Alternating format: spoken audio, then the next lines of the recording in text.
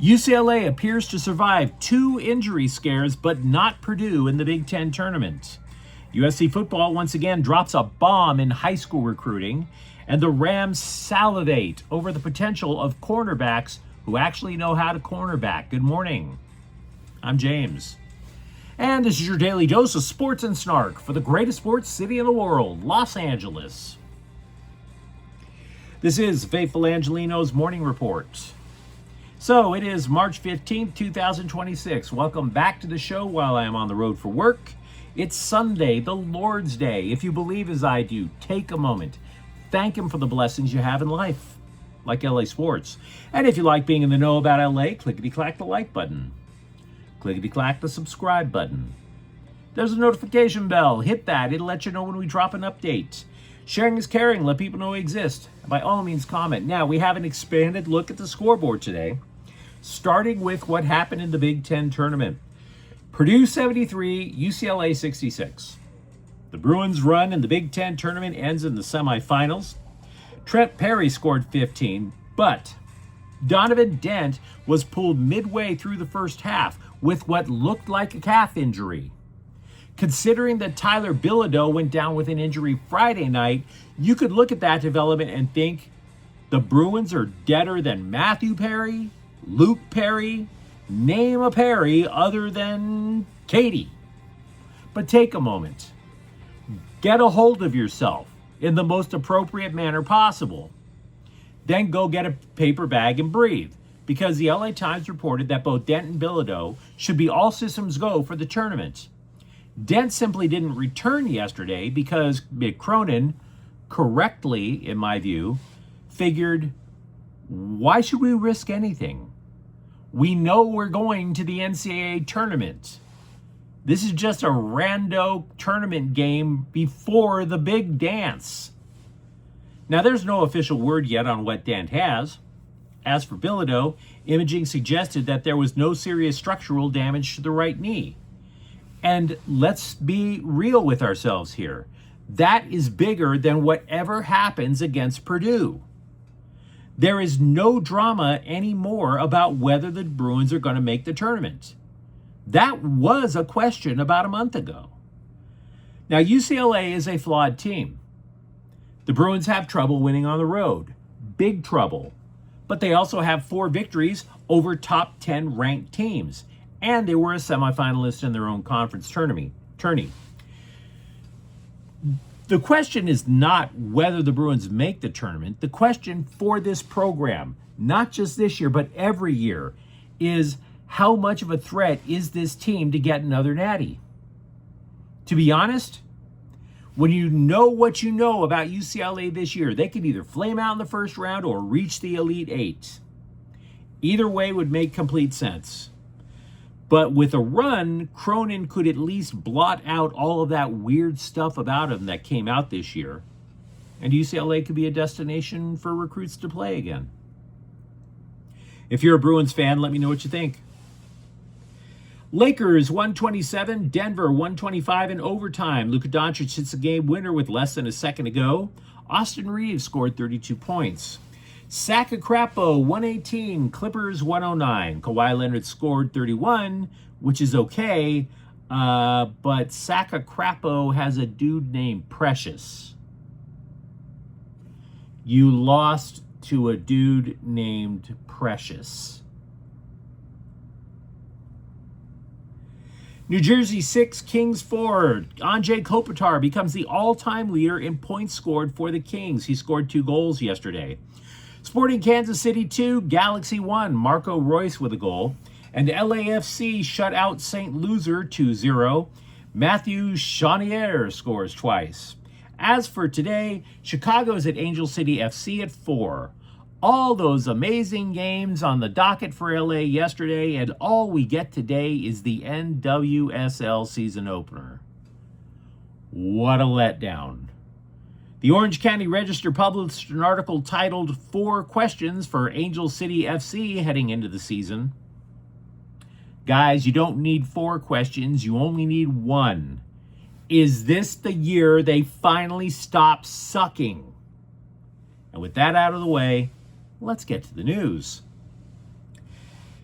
You have to prove yourself on the field, so take this next opinion not with a grain of salt, but grab a salt shaker and just pour it directly into your mouth. A couple of days ago, legendary coach Nick Saban said, quote, USC is setting themselves up to dominate college football, unquote. Why? Because the Trojans rule high school recruiting with an iron fist. Doesn't matter that spring practice is going on right now.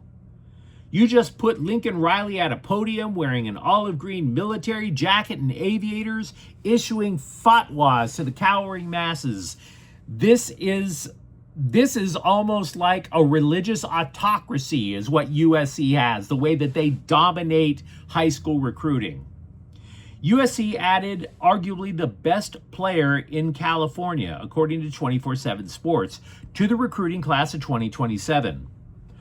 Honor Fide Johnson plays multiple positions on both sides of the ball for San Diego Cathedral.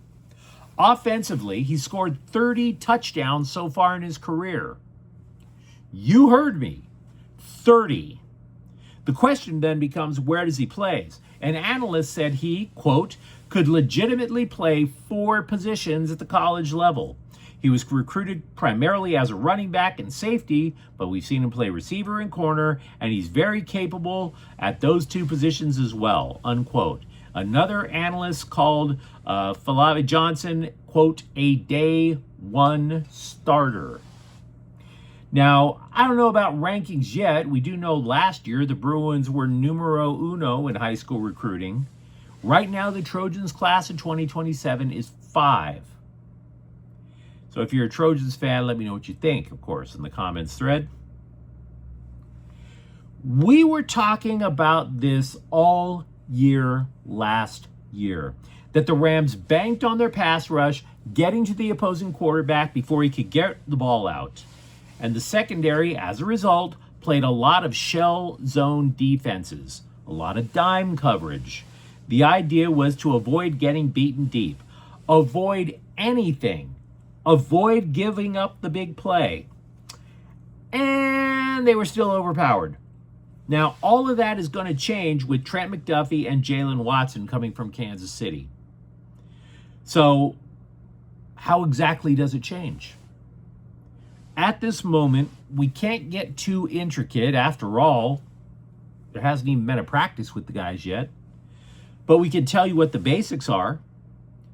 The Rams' defensive backs in the last few years kept pulling off the line of scrimmage. You can expect both McDuffie and Watson to be right at the line. Right at the line. And basically what they'll be trying to do, obviously, is to stick the opposing wide receivers right at the line of scrimmage and then just basically blow up their routes. Also, this changes the way the Rams can approach defense in the red zone. Watson, for example, targeted 85 times in the last 2 seasons. 0 touchdowns conceded. McDuffie already, by the way, has a relationship with Rams defensive back coach Jimmy Lake, who coached him at the University of Washington. McDuffie allegedly told coaches that they don't just have to stick him on the outside. Playing inside with a physical presence, a distinct possibility when you read the scouting reports on McDuffie. That was what we came to expect from Jalen Ramsey with the Rams a few years ago. But the so-called star role has switched in recent years. There was a time when the Rams thought the so-called star role was all for Kobe Durant. It wasn't, and he's now in Dallas. Then the thought was, well, maybe one of the safeties could take that job. But there was a trade-off. Cam Curl is said to be really effective at calling out coverage. But that's super hard to do when you're at the line of scrimmage. You need to be back there so you can see everything that's going on. And, oh, by the way, you're not turning around to yell coverages. You're just yelling left and right. So there will be changes. I can't see any other way to describe them other than positive changes for Rams pass coverage this season. We mentioned Anze Kopitar getting the record of most points scored in a Kings uniform. He once again took a final bow in New Jersey last night. 2 nights ago, he did in Long Island. And that tells us a couple of things. One, that there's legit respect for the Kings captain. And 2, the Kings are old. This is an old-ass hockey team, guys. The Kings are so old, Drew Doughty has an autographed copy of the 10 Commandments. That's how old this team is.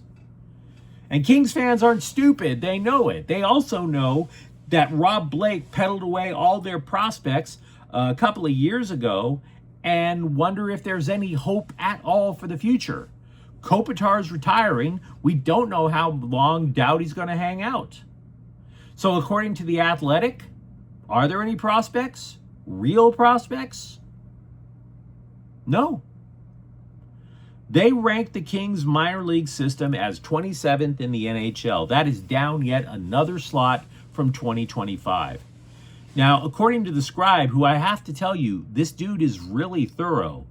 He knows hundreds of NHL minor leaguers. He says that the Kings not only lack star prospects, they really lack legit ones. What they have are 3 solid defensive hopefuls and 2 goalies. Now, for the goalies, let there be a battle. A couple of decades ago, the Kings thought they had a number 1 goalie in Jonathan Bernier. Then Jonathan Quick rug pulled the job right out from under him. Bernier went on to have a solid career. Quick is a Kings legend.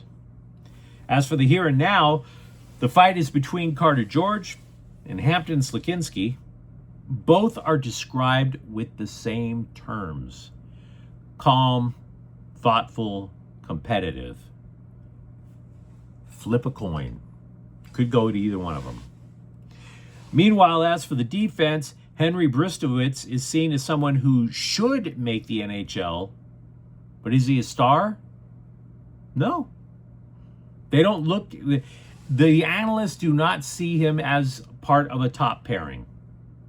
Jakub Dvorak projects as a penalty killer on the 3rd defensive pair. And then there's another guy named Jared Woolley who has a chance. So if you're like, hey, aren't we supposed to score sometime? The answer is yeah. The only winger seen as having a decent chance of making the NHL is Wojtek Sihar, but that is a big if. Here is a hint that the Kings' prospect pool is more barren than Jennifer Lopez. This Scribe, when he describes every other franchise in the NHL for their prospects, he goes 20 to 30 players deep. Gives them detailed analysis, each one. How shallow are the Kings? The dude kept saying the same thing about every prospect from number 5 on down.